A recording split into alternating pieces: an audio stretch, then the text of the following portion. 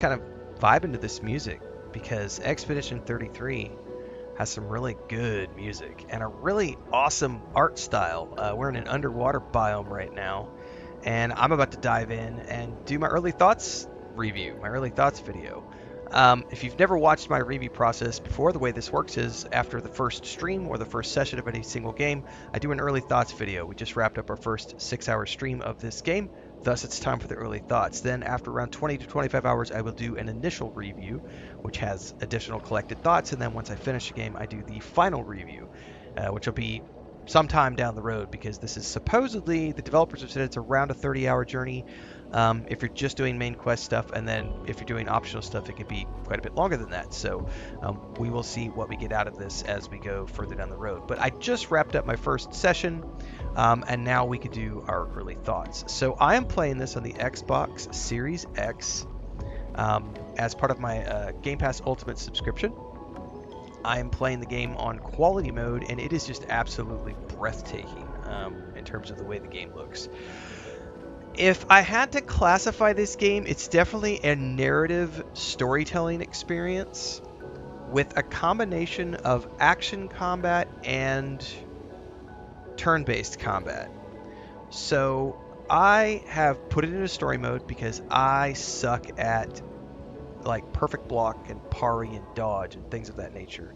So because I am so bad at those things, I have turned it on to story mode because I don't really get into that kind of combat that much. So I'm very happy that they have provided us with lots of accessibility options and ways to customize our gameplay experience and to make it a little easier.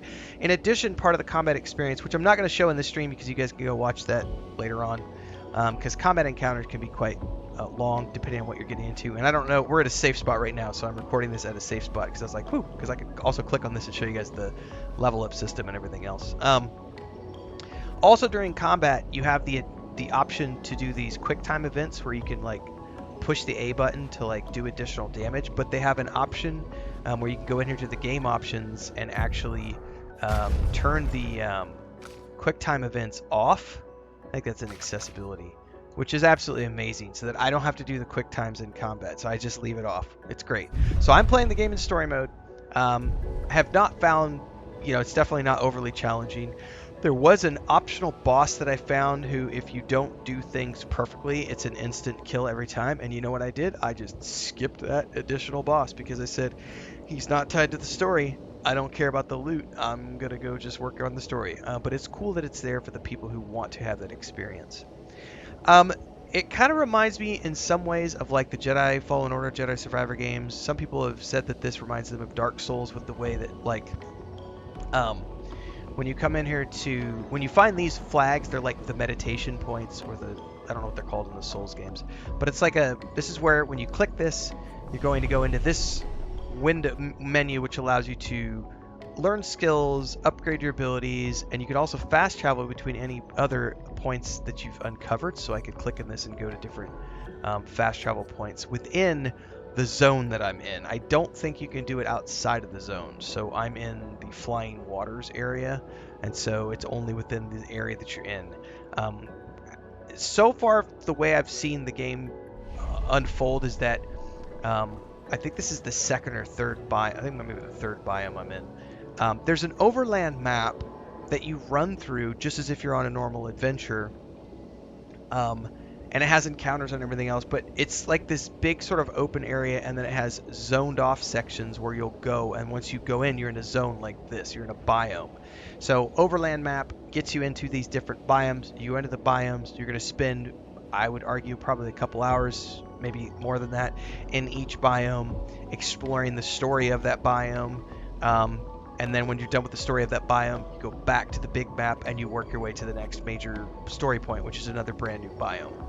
I'm not going to spoil anything about the story. They've already explained, the developers have already explained what the story, like the broad strokes of the story, and I'm totally using that play on words.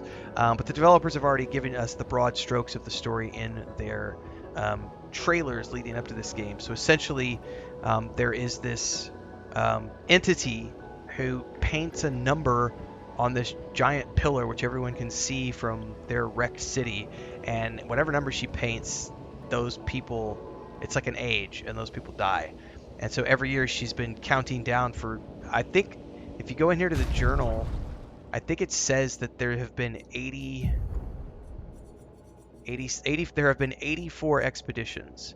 So whenever the painters started painting, it started with people who were 84 years old and then worked their way back from there.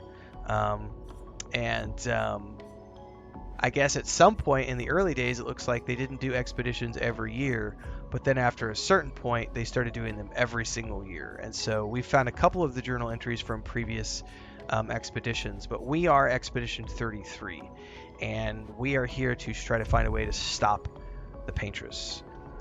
These are the characters I have in my party so far. I don't know if you find more party members. These are the 3 that I have found. When you start off, it's just Gustav, then you find Lune, and then you get Mela. I'm bad about pronunciation. So it is a party-based game, and each one of these individuals has their own skills. And this is where things actually get quite complex, because first and foremost, you have your weapon. In this case, I actually have a better weapon that I forgot to equip. So we can equip this. Oh, it's like dual wielding, actually. Okay. And then you have Pictos, which are like abilities, essentially. You can have 3 of them equipped at any given time, and then as you master these things, what they have attached to them is these things called luminous. And the luminous essentially are the effects of these Pictos that you have equipped. And once you've mastered them, you can actually then go into your luminous and you can slot these without needing to have the item equipped. This is part of mastering the items. And then what you could then is you spend these Lumina points to basically attach these attributes to your character, and over time you collect more items. You master the items, then you can pull the effects out of those items and attach them to your character. It's quite an interesting system, and this allows you to do a lot of passive character development based on the items that you're finding in the game world. And you can see there's offensive, defensive, and supportive abilities, and every character you could set up in different ways. So it's very interesting in the way this is done.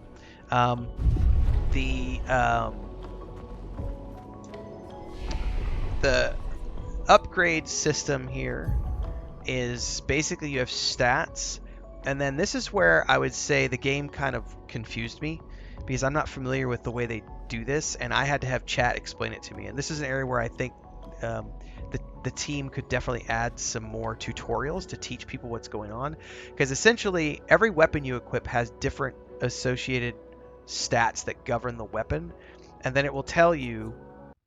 Quick commercial break, everyone, to celebrate and give thanks to all of these amazing people who keep me on the air full time. Really appreciate the support. All you got to do is join as a member. You get access to private videos. You can also do super thanks on any upload, or super chats and stickers on any live stream or premiere you see. And beyond that, don't forget we're multi-streaming over on Twitch now, so you can support over there as well. Thanks so much to everybody. Let's get back to the video at hand. Like, what are those? It'll show you the sword symbol next to the stats that govern that weapon, and it will then also tell you, I guess these are ratings as I understand it. So like it goes from D, C, B, and A. So grade D is the worst. So what they're essentially saying is that there are 3 stats that you would want to pay attention to on this weapon. First would be the D stat, the next would be the C stat, and then if you have anything left over, you might want to put it in might, but it's not a big deal because it's not a primary stat. But I've been told that this goes D to A, and then there's S, which is superior. And I've been told this is from like the Persona games and the Dark Souls games, Elden Ring games, which I don't play. So I was not familiar with that grading system, and it really confused me. I just assumed that it was like something related to stats, and it is, but also I guess there's more to it, but there's no tutorial in the game that tells you about this system. So it's very confusing. At least for me, it was very confusing, and it's definitely an area where I think the developers could add a little bit of quality of life improvement. The skills system is quite robust.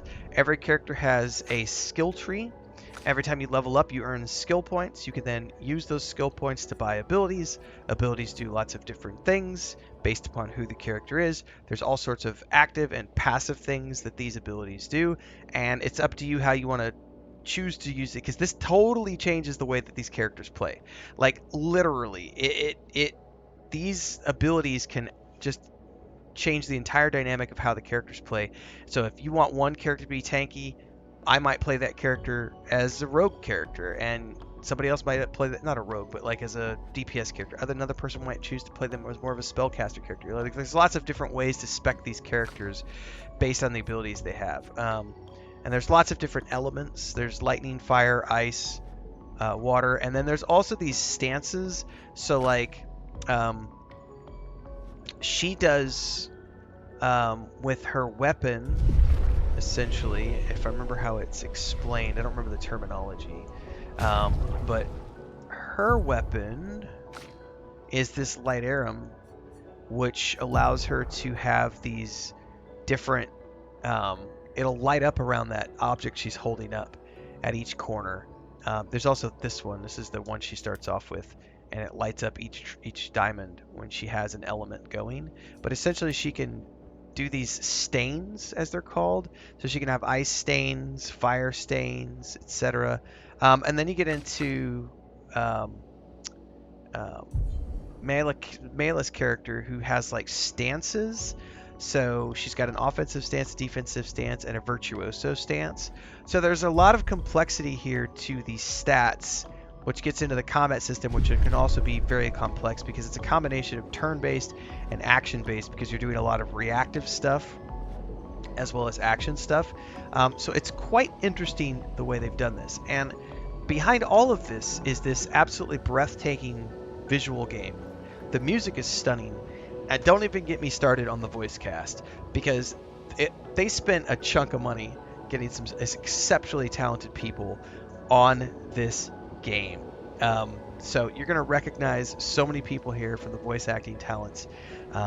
And I think that this is, from a storytelling perspective, this is definitely one of the more unique and original and compelling story games that I've played in 2025 so far. And I cannot wait to see where the whole journey goes, because as we've been going along unfolding this journey, and it's uncovering this mystery, and it's so unique, this story idea of this lady who, like, this entity who paints reality and is seemingly killing people, but why and what started it all, because it's been going on for 60 some years. There's a lot of stuff I don't understand yet, so or 50 some years, I can't do math. Anyway, we'll be playing this game as one of the mainstream games over the next few days as we work our way through it, so hopefully you'll tune in. Daily streams happen at around 5 a.m. Central on YouTube and Twitch. On top of this, we're also playing the Oblivion Remastered Edition. We've also got the Days Gone remake. There's something spicy coming. That if you know what I mean by spicy, nudge, nudge, wink, wink, stay tuned for that. There might be a big sand planet involved in that, for one of my favorite science fiction franchises. So we got lots going on, and there's like 8,000 videos on the channel from other things I've done. So check them all out, and we'll see you in the next one.